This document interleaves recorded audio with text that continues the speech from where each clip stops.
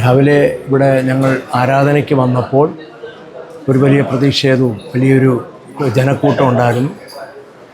അത് ഞങ്ങൾ പറഞ്ഞു ഞങ്ങൾക്ക് അത് പറ്റത്തില്ല, ഞങ്ങൾക്ക് സ്വാതന്ത്ര്യമായിട്ട് ആരാധിക്കണം, ഞങ്ങൾക്ക് സ്വാതന്ത്ര്യമായിട്ട് ആരാധിക്കാനാണ് ഞങ്ങൾക്ക് ആ നിയമവും അങ്ങനെയുള്ളതാണ്, അതുകൊണ്ട് ഞങ്ങൾ ആരാധിക്കുമെന്ന് പറഞ്ഞ് മാത്രമേ ഉള്ളൂ.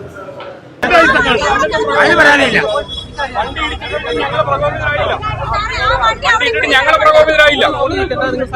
ഞങ്ങൾ ഇവിടെ നിൽക്കായിരുന്നു.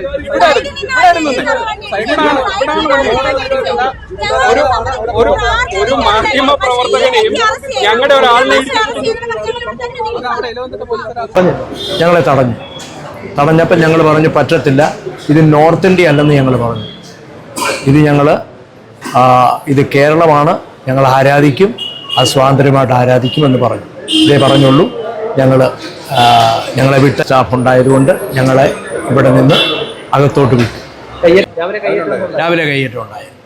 അതെ, ആരാധനയ്ക്ക് തടസ്സം ഉണ്ടാക്കിയത് അല്ല, വേറൊന്നുമില്ല.